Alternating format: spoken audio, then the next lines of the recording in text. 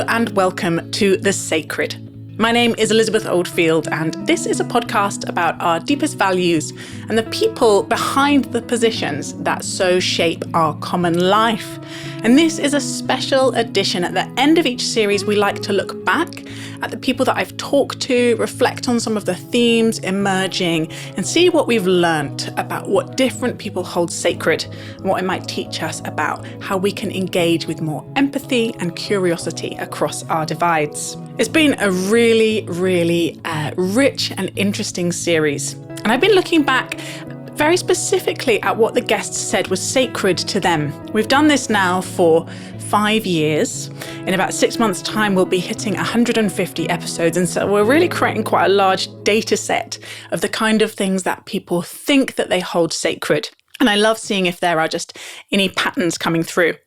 So at the start of the series, I spoke to Abby Morgan, screenwriter, BAFTA award-winning scriptwriter, storyteller, memoirist, who would be interesting because of the body of her work and the stories that she's told, but has lived this intensely unusual story with her partner Jacob and his illness and later experience of Capgras syndrome, where he forgot who she was and thought she was an imposter. And her sacred value that she talked about was time. And I think, honestly, she would say the time thing is just that's what's really lacking in her life. She is constantly working to deadlines. And then perhaps slightly deeper than that, this thing of truth and authenticity, of trying to be yourself, of trying to tell stories, and she's usually telling fictional stories, but tell stories that somehow ring true with our experiences, that connect with our sense of how human beings work, how life works. And that seemed like a really subtle and interesting thing to come through. Dougald did this thing that I could both completely understand and is very difficult, because he basically said what is sacred is where words stop working.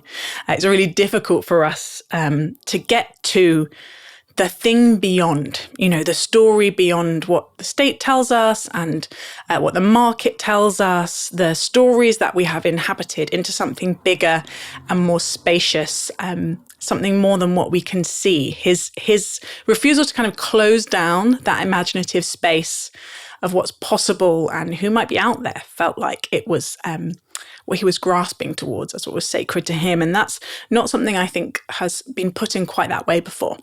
Audrey Assad, she said the body. And I really don't think anyone has said that before. And it was a really interesting thing, and obviously quite a recent area of interest and exploration for her. She said, discovering the body as a locus of divine wisdom and intelligence. And it's really noticeable, actually, how many of my guests, because of the nature of our public conversations, even in that word conversations is the assumption that we will be working with words, with our minds, with ideas, this more embodied sense of ourselves, the kind of creaturely aspects of ourselves, maybe the creative aspects of ourselves, the emotional aspects of ourselves don't maybe have as much space. We default towards pushing those towards the sidelines. So it was really helpful for Audrey to kind of try and put that back in the centre as something that is sacred to her.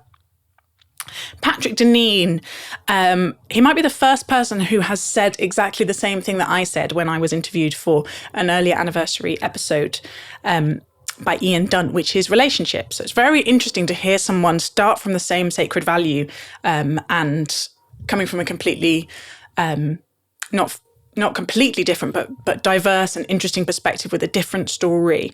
And his is relationships and relationality. And that's very formed by his Catholic faith and the idea of the Trinity. But he's clearly just nervous of individualism in all its forms. And that's what presses that button when we feel like the sacred is being transgressed.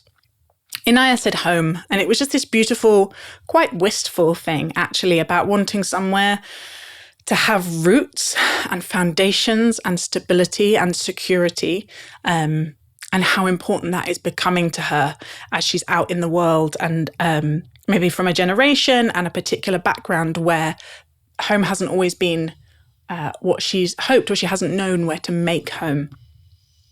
Wes again said truth, and this is possibly the most said sacred value. truth on one hand or love and kindness on the other. They come up again and again and again. Honesty, to thine own self be true. Not compromising on what felt important for him, but also alongside that, the ability to compromise on other things, on everything else, knowing where your boundaries are and being prepared to go quite far actually to meet other people. It really made me think about how when we understand what is sacred to people, it's much easier to affirm and acknowledge what's sacred to them, even if we might be starting from a different place, and how useful actually it is in negotiations, whether you're a politician or you're trying to persuade people in public. Knowing how to acknowledge what is sacred to someone else and either find a way to connect your two sacred starting points or to find what is compromisable on that doesn't touch on their sacreds is one of those skills, those ways of listening that I think can really help us be together. Martin Shaw, it was really lovely listening to Martin because this conversion that he's had is so recent that it feels like everything in his world has just been turned upside down, and he had many years of knowing what was sacred to him in nature and in the wild, and now this sense that there was something kind of bigger and maybe wilder and beyond that all along that's now sacred to him. It was a really beautiful thing to listen to, sort of all his orientations changing and maybe he's not quite knowing how to describe what is sacred to him now. And Felix, this sense of engaging with other people different from yourself. And then he said something that I think is really key for us in understanding the sacred, is that the sacred is it's not me. It's not something that I can choose on my own, that it needs to be something that can call me into question. It needs to be, later on in the interview, he said, I thought I was an atheist, but I did have a God and it was myself. And I think for a lot of people, their instinct about the sacred is what we allow to call ourselves into question. It's where we lay down our desire to be kind of fully sovereign, autonomous actor in the world, hopefully towards a healthy sacred, which guides us outward into the love of others. And then Satish said basically everything. All people, all life, all plants, all insects, all animals. And I said in the reflection for his episode, I sort of don't know what to do with that.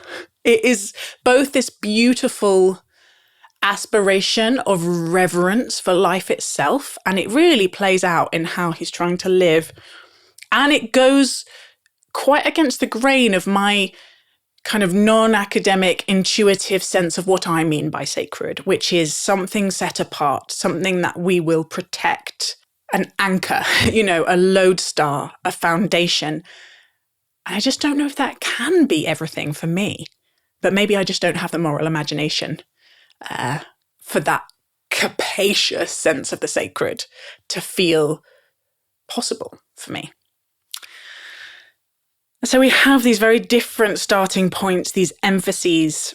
And then coming out of the interviews, I feel like there's two major themes as I was listening back and reading back to these guests. And they are one that is always a theme through everything we do, which is divides and how do we cross these differences and divides. And one which is storytelling. It felt like completely accidentally a series about stories.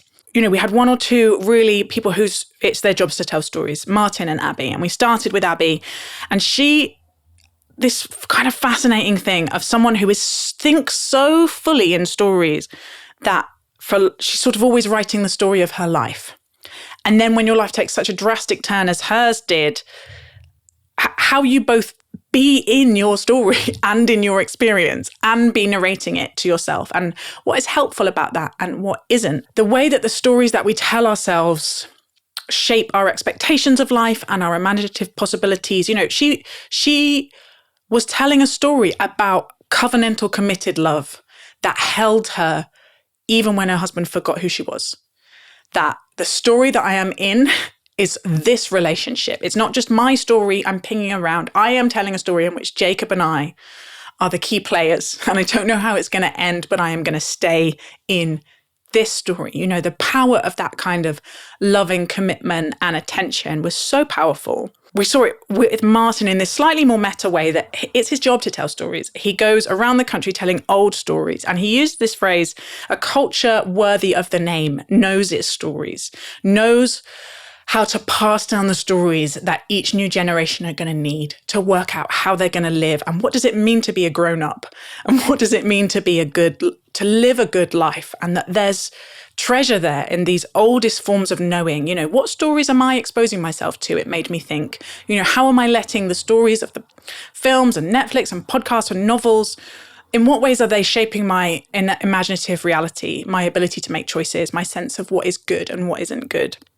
Audrey obviously is a musician, is a songwriter, but again, she had this sense of narrating her life, of making sense of her journey as starting in one story and then moving into something that didn't negate or dismiss where she started, but was able to see it as part of in her language, a bigger story of something that could hold it, these different chapters in her life. She's very careful not to say that was a wrong turn or a bad chapter, that her understanding of how it works together narratively is still unfolding. Dougald I found so helpful for giving me a sense of story of how to live in these times that can, for some of us, feel overwhelming about the scale of the challenge.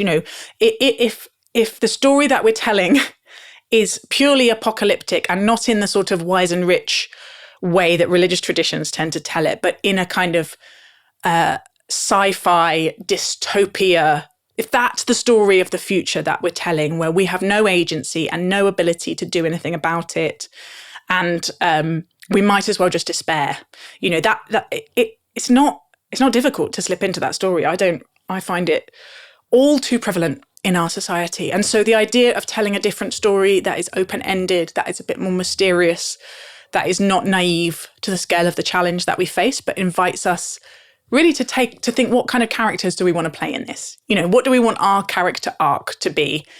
Is it headless chicken panicking? Or is it thinking, right, what are the skills that I need? What might it mean to love my neighbor in times like these?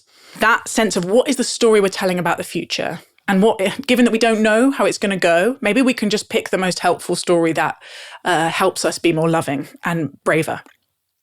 And then finally with Satish, and the thing I did find very challenging and helpful about what he said is really, what is the story that we're telling about other people? I said, how do we learn to love people? Come on, Satish, tell me something more concrete. How do we learn these skills? And he said, he trusts himself. He trusts that he can do good in the world. Complex for me. I need to sit with that. But then he said, I trust other people. And when you treat people with trust, they live up to it. I expect them to be generous and they're generous. I expect them to be kind and they're kind. And the stories that we tell other people and what we expect of them hugely affect how we show up in conversation with them in real life, in what we put out into the world. And we respond so strongly to these micro signals with each other. If we know if someone's coming prickly, we know if someone's coming defensive, we know if someone's coming shut down, actually, withdrawn. And that can set the whole tone of an encounter. But Satish shows up trusting people and open and friendly and expecting to have a human encounter. And it sounds like in the vast majority of cases, that's what he gets. And I want to work out how to embody that practice in my own life. And the second theme is around divides. And we really saw both Inaya and Martin had these changes of mind or these changes of heart, conversions, slipping out of the kind of dominant set of ideas of the tribe to which they had previously felt part, and how hard that is, how easy it is for people to feel betrayed, how easy it is probably for the person who's changed their mind or heart to feel a bit dismissive of the thing they've left. I think that's a real temptation. I could hear Audrey trying to avoid that temptation, which I respected about her. The challenge for me was when someone I know and love, who seems people like me, changes their mind, changes their heart, changes their identity on something, can I keep loving them? Can I not make it about me and my narcissism and my way that my identity is so mediated by the people around me? Can I just stay curious and open and empathetic? Wes I found really refreshing in that he was like, of course you can be friends with people of other parties. It's not as bad as it looks. He was just quite a matter of fact about this shouldn't be that hard. of course, we can be friends with people who are different from us. And maybe it's because in politics, you do have to compromise and you do have to connect. It was noticeable that he didn't name Jeremy Corbyn. I think we need to not play down just how much tribal intensity there was about him in different periods of the Labour Party. And I'm interested in how you kind of keep both a thick skin and an open-heartedness, if in fact that is what he is able to do, because you never know from one interview. With Felix and Black Elephant, clearly these themes that have come up again and again, what they've learned in Black Elephant is put people in a room, or at least in a Zoom room, and use good questions, like what is sacred, but also, get people talking about their childhoods, get people talking about what brings them joy, get people talking about where there's something that's a kind of knot or a struggle in their life. Like, don't go straight for the thing that you're different about. Go for anything that's going to help the whole human person come into view. And those questions at their best elicit a level of vulnerability, elicit a level of humanity that make it much easier to like each other, frankly. I've experienced again and again in one of those rooms or others, someone who I'm feeling a bit, don't like you, which, let's be clear, happens a lot. Like, I hope it does to everyone. Reacting against whatever tribal signifier. They'll say something about something hard in their life, or something they've struggled with, or something they're worried about. And my heart softens instantly. It's almost like magic that you see the child in someone, or you see the human in someone, and it gets you out of fight or flight enough to see them as a whole human person. That vulnerability, that I hope it's part of what this podcast is doing. You can hear where people's lives have not always been easy, where they've found things difficult, and it helps us soften towards each other, to keep soft hearts towards each other. Patrick's much more pragmatic on divides in a way that I found really interesting. And what I wish I'd asked is this just in politics? Because in politics, he was very much like, yep, slightly a zero-sum game. You're going to have a fight, someone's going to win. That's what politics is. And not bothered by that, seemingly at all. I'd be really interested to know if that shows up in the rest of his life, like how much he does have friends from different tribes, or how much it feels like he doesn't feel the need, actually, that he thinks it's a kind of more natural and normal situation, that we sort a bit into people with these similar values. And then finally, Satish, this radical love, this sense that you get from him that I don't think he really believes in divides anymore, and therefore just acts as if they don't exist. And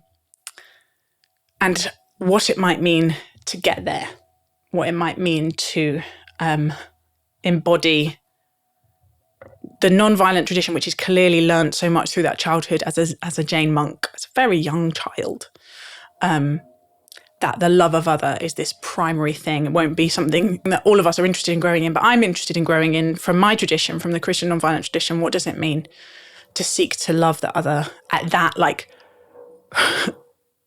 relentless, universal level? Is it even possible?